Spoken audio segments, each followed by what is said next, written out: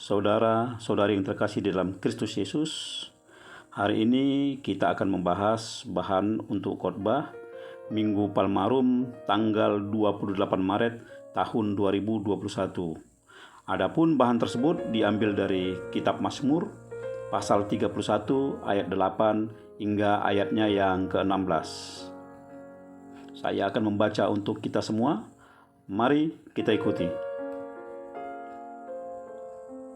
Aku akan bersorak-sorak dan bersukacita karena kasih setiamu, sebab engkau telah menilik sengsaraku, telah memperhatikan kesesakan jiwaku, dan tidak menyerahkan aku ke tangan musuh, tetapi menegakkan kakiku di tempat yang lapang. Kasihanilah aku, ya Tuhan, sebab aku merasa sesak. Karena sakit hati mengidaplah mataku, meranalah jiwa dan tubuhku.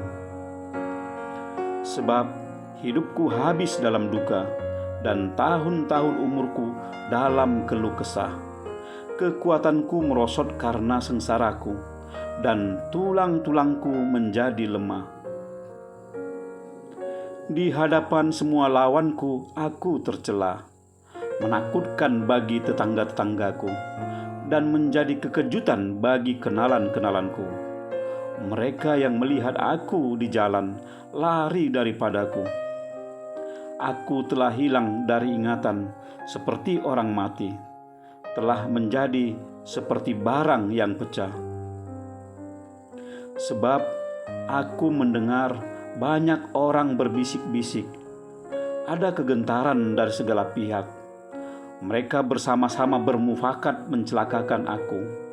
Mereka bermaksud mencabut nyawaku.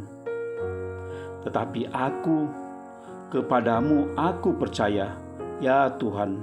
Aku berkata, Engkaulah Allahku.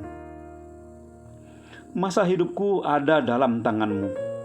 Lepaskanlah aku dari tangan musuh-musuhku dan orang-orang yang mengejar aku. Demikian firman Tuhan.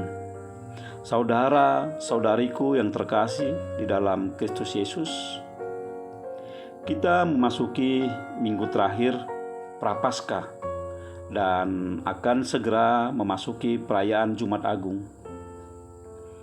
Pada saat kita diarahkan untuk mengingat dan menghayati penderitaan Yesus Kristus, tema Minggu Palmarum ini mengajak kita untuk bersorak akan kasih setia Tuhan, seperti yang tertulis di ayat 8. Aku akan bersorak-sorak akan kasih setiamu.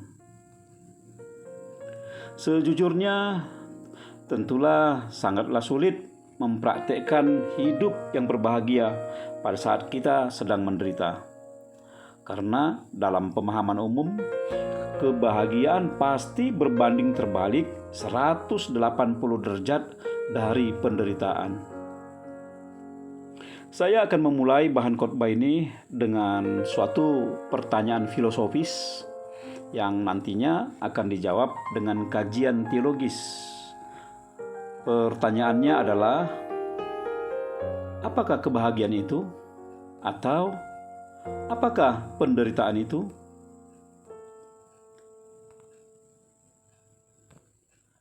Tentu jawabannya bisa saja beragam, karena kebahagiaan dan penderitaan itu adalah masalah rasa. Sederhananya, itu berkaitan dengan suasana hati dan pikiran kita. Walaupun beragam, umumnya orang-orang akan sependapat dengan apa yang dikatakan oleh seorang tokoh spiritual Asia, bahwa kebahagiaan itu adalah jika kita memperoleh apa yang kita inginkan, atau jika kita tidak memperoleh apa yang tidak kita inginkan. Dengan pemahaman yang sama, maka sebaliknya penderitaan itu adalah jika kita mengalami apa yang tidak kita inginkan, atau jika kita tidak mengalami apa yang kita inginkan.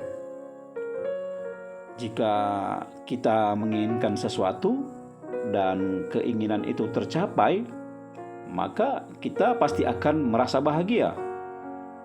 Sebaliknya, jika kita tidak ingin memperoleh atau ingin mengalami sesuatu dan hal itu benar-benar tidak kita alami, maka kita pasti akan merasa bahagia. Demikian juga halnya dengan penderitaan. Jika kita menginginkan sesuatu dan ternyata keinginan itu tidak tercapai, maka kita pasti akan kecewa dan merasa menderita.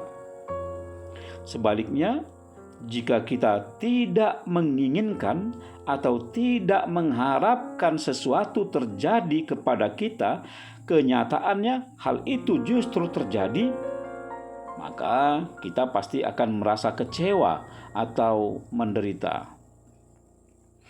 Namun, benarkah makna sukacita atau makna bahagia dan penderitaan menurut iman Kristen demikian? Jawabnya tidak. Kebahagiaan dan penderitaan bukan sekedar masalah pemenuhan kebutuhan dan keinginan-keinginan hati. Ingin A, maka kita dapat A. Tidak ingin B, maka kita tidak mendapatkan B. Bukan seperti itu. Kebahagiaan dan penderitaan berdasarkan iman Kristen sangatlah ditentukan oleh seberapa dekat hubungan kita dengan Tuhan. Penderitaan adalah jika kita hidup jauh dari Tuhan. Meskipun kita memperoleh segala apa yang kita inginkan, tetapi jika kita tidak dekat dengan Tuhan, jika kita tidak hidup bersama dengan Tuhan, maka itu hanyalah kebahagiaan semu dan nikmatnya hanya sesaat saja. Sebaliknya, seberapa berat pun tantangan yang kita hadapi, seberapa berat pun beban yang kita pikul, seberapa banyak pun kegagalan yang kita alami, selama kita tetap dekat dengan Tuhan, itu bukanlah penderitaan yang dapat menghancurkan hidup kita. Melainkan itu hanyalah ujian yang membangkitkan semangat dan sukacita untuk tetap berjuang bersama dengan Tuhan. Raja Daud, pemazmur dalam nats ini, telah membuktikan hal tersebut. Perjalanan hidupnya penuh dengan lika-liku, perjuangan yang amat berat. Begitu beratnya beban yang harus dia pikul, begitu banyaknya tantangan yang datang menghampiri dirinya, begitu kuatnya musuh yang harus dihadapinya. Akibat semuanya itu, hatinya pun begitu terluka, jiwanya pun begitu merana, dan tubuhnya pun begitu sengsara. Tetapi dia tidak pernah merasa putus asa. Dia tidak pernah menyerah. Karena apa? Karena memang dia sangat yakin bahwa Allah yang kepadanya dia percaya tidak akan pernah meninggalkannya. Allah pasti melihat segala sesuatu yang sedang terjadi kepadanya. Dan Allah tidak akan pernah membiarkannya sendiri, seperti terpenjara di tempat sempit yang menyesakkan jiwa. Melainkan Allah pasti akan memberikannya kekuatan serta kebebasan, berdiri di tempat yang luas dan lapang, sebagai tanda kemerdekaan hati dan jiwanya. Yang terpenting, Allah tidak akan pernah membiarkannya jatuh ke dalam tangan musuh-musuhnya. Justru sebaliknya, dengan kekuatannya, Allah pasti akan memukul mundur dan mengalahkan musuh-musuhnya. Beragam tafsiran yang muncul tentang latar belakang nats ini. Namun dapat dipastikan bahwa nats ini menceritakan tentang kondisi hidup Daud ketika anaknya Absalom melakukan pemberontakan dan merebut kerajaannya. Boleh kita lihat di 2 Samuel 15 ayat 12 hingga ayat yang ke-17. Absalom adalah salah satu anaknya yang sangat dikasihi Daud.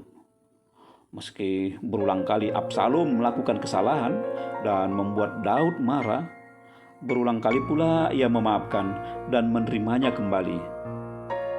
Bukan penyesalan dan kebaikan yang dilakukan Absalom, justru pemberontakan dan kejahatan yang dibalaskannya. Sangat menyakitkan, pantaslah Daud merasa begitu sesak dan merana. Derita batinnya sangat mempengaruhi kondisi tubuhnya. Matanya penuh diselimuti kedukaan, badannya menjadi begitu lemah dan tidak berdaya. Seakan-akan tulangnya tidak lagi mampu menopang tubuhnya. Orang-orang yang selama ini dekat dengannya menjadi musuh utamanya. Para tetangga berubah menjadi lawannya. Sahabat-sahabat justru menghindar dari dirinya. Dan orang-orang banyak yang pergi menjauh darinya. Tak terkatakan betapa beratnya derita yang harus dihadapinya. Meski demikian, Daud telah memperlihatkan harta yang sangat berharga kepada kita melalui peristiwa ini. Walaupun secara batiniah ia terluka dan secara jasmaniah ia menderita, namun semua itu tidak pernah mempengaruhi kehidupan rohanianya. Imannya tetap kuat dan tak tergoyahkan. Ia sungguh-sungguh percaya bahwa semua masa-masa hidupnya berada di tangan Tuhan, dan Tuhan akan meluputkannya dari tangan para musuhnya. Inilah yang membuat ia dapat berkata, "Bersorak-soraklah dan bersukacitalah karena kasih setia Tuhan." Inilah yang membuat dia tetap kuat dan mampu bertahan. Imannya menjadi sumber kekuatannya. Imannya kepada Tuhan tidak pernah kendur meski apapun yang harus dihadapinya. Kisah ini sejalan dengan penderitaan yang dialami oleh Yesus Kristus. Umatnya sendiri, orang-orang yang sangat dikasihinya, para tetangga, dan orang-orang di tanah tempatnya dibesarkan, justru bangkit menjadi lawan dan ingin membunuhnya. Karena perilaku dan dosa-dosa mereka, Yesus harus menanggung sengsara yang amat berat. Pantas Yesus merasa sangat ketakutan dan peluhnya keluar seperti tetesan darah yang jatuh ke atas tanah ketika ia sedang berdoa di Bukit Zaitun, karena beratnya beban batin dan penderitaan fisik yang akan dihadapinya. Boleh kita lihat di Lukas 22 ayat 44. Namun karena ketaatannya yang mutlak kepada Sang Bapa, ia mampu berkata, "Bukan kehendakku, melain kehendak-Mu lah yang terjadi." Yesus pun kuat dan tak gentar menghadapi penderitaan yang akan menimpa dirinya. Saudara, saudariku yang terkasih di dalam Yesus Kristus Tuhan kita, percaya kepada Allah bukan berarti kita lepas dari tantangan dan cobaan. Menjadi pengikut Kristus bukan berarti kita bebas dari beban dan penderitaan. Bukan demikian. Justru terkadang lebih banyak persoalan yang dihadapi karena iman tidak sejalan dengan kehidupan cinta duniawi. Tetapi dengan iman kita akan memperoleh kekuatan dan tetap bersemangat dalam menghadapi segala lika-liku kehidupan ini. Penderitaan Raja Daud dan sengsara Yesus Kristus menjadi bukti bagi kita bahwa iman dan kepatuhan yang mutlak kepada Allah akan memberi kekuatan dan keselamatan kepada kita. Intinya, imanmu telah menyelamatkanmu.